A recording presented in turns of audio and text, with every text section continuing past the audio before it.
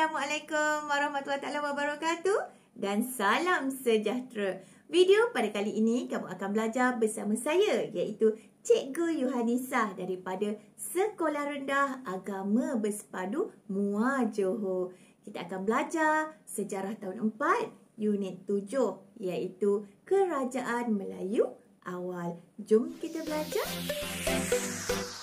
Objektif pembelajaran yang akan kamu capai di akhir nanti merangkumi standard pembelajaran 4.1.3 di mana kamu akan dapat menjelaskan hubungan diplomatik Kerajaan Melayu Awal. Yang kedua, 4.1.4 kamu akan dapat menghuraikan kegiatan ekonomi Kerajaan Melayu Awal di Kepulauan Melayu.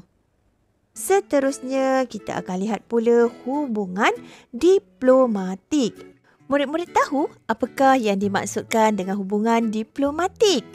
Cikgu percaya sekiranya kamu lihat gambar ini iaitu gambar di antara dua orang yang sedang bersalaman. Ianya menggambarkan hubungan yang terjalin di antara dua pihak. Jadi, hubungan diplomatik bermaksud hubungan yang terjalin di antara sebuah kerajaan dengan sebuah kerajaan yang lain. Contohnya adalah China dan India. China dan India ini merupakan dua kuasa besar yang menjalinkan hubungan dengan kerajaan-kerajaan Melayu awal seperti Kedah Tua, Sriwijaya dan Majapahit. Untuk makluman murid-murid, tidak semua kerajaan-kerajaan Melayu awal ini yang menjalinkan hubungan diplomatik dengan kerajaan luar.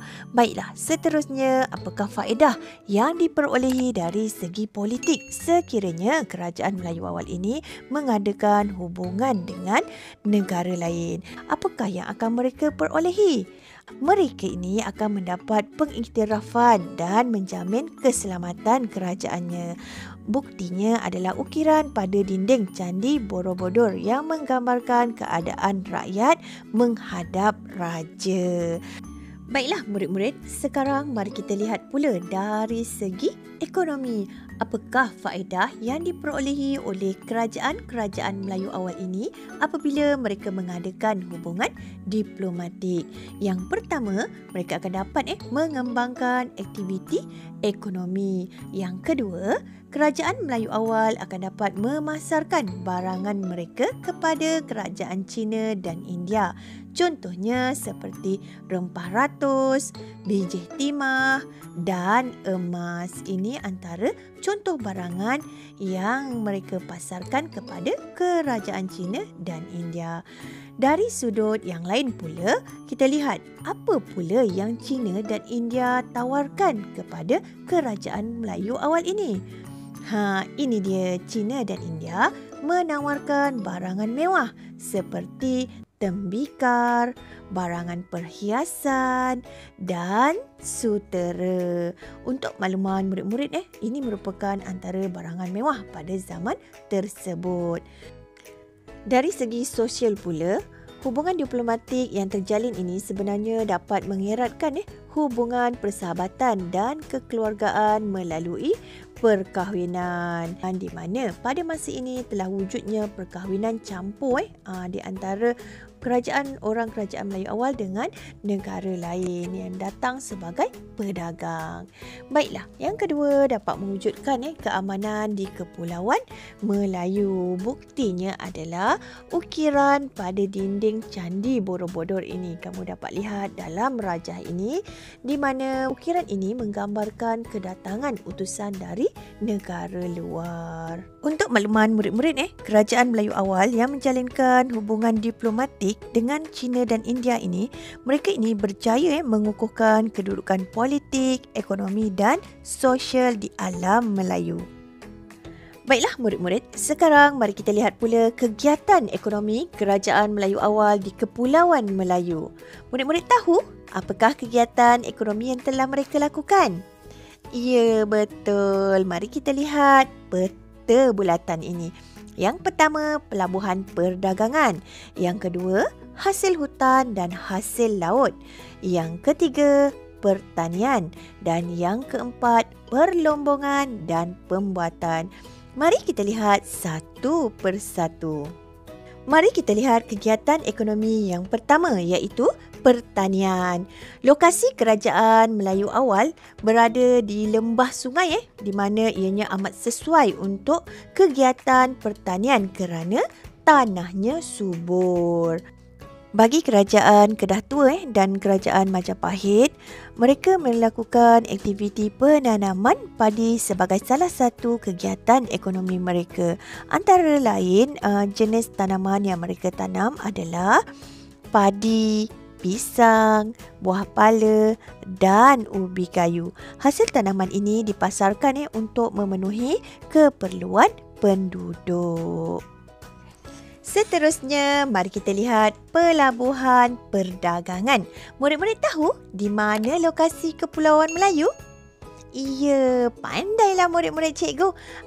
Lokasi Kepulauan Melayu berada di Jalan Laut Perdagangan Timur dan Barat. Sebab itulah kegiatan perdagangan kerajaan Melayu awal ini berkembang dengan maju. Kemudian kewujudan pelabuhan pula memudahkan memudahkan apa?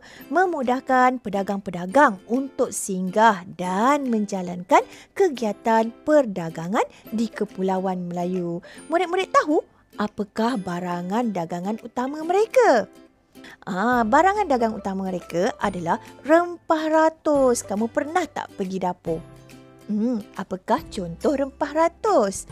Lada hitam, bunga cengkeh dan buah pala. Itulah merupakan antara rempah ratus yang diperdagangkan. Seterusnya, mari kita lihat pula hasil hutan dan hasil laut.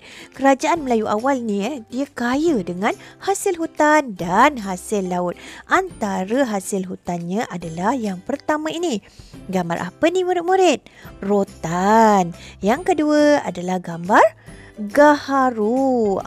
Gaharu ini merupakan bahan yang digunakan untuk membuat minyak wangi kerana daripada pokoknya, batangnya, semuanya mengeluarkan bau yang wangi. Selain daripada itu, kalau dalam gambar rajah ini kita dapat lihat bahawa kapur barus juga merupakan salah satu daripada hasil hutan. Seterusnya, mari kita lihat pula contoh hasil laut yang terdapat pada zaman kerajaan Melayu awal. Yang pertama adalah mutiara, yang kedua adalah teripang. Teripang ni adalah gamat. Untuk makluman murid-murid, antara kerajaan Melayu awal yang mengeluarkan hasil hutan dan hasil laut ialah kerajaan Gangganagara, Cihtu dan Sriwijaya. Yang terakhir, mari kita lihat kegiatan perlombongan dan pembuatan. Masyarakat kerajaan Melayu awal mereka menjalankan aktiviti perlombongan. Apakah jenis perlombongan yang mereka lakukan? Mereka ini melakukan kegiatan perlombongan seperti bijih timah, emas dan bijih besi.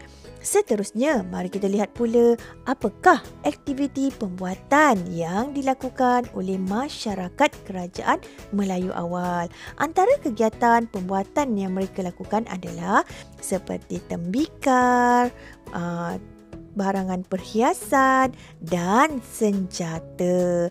Murid-murid tahu apakah yang digunakan untuk masyarakat zaman kerajaan Melayu awal ini melebur besi? Semasa kerajaan Kedah Tua, mereka menggunakan relau. Antara kerajaan Melayu awal yang menjalankan kegiatan perlombongan dan pembuatan ini adalah kerajaan Kedah Tua, Gangganagara dan Santubong.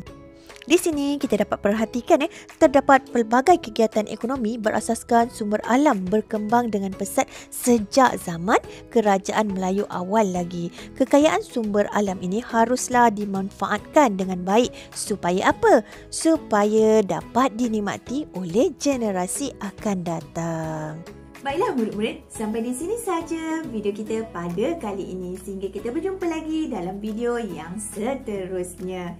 Sekiranya video ini bermanfaat buat kamu semua, tekanlah butang subscribe dan loceng. Jangan lupa juga like dan share video-video cikgu dengan rakan-rakan kamu.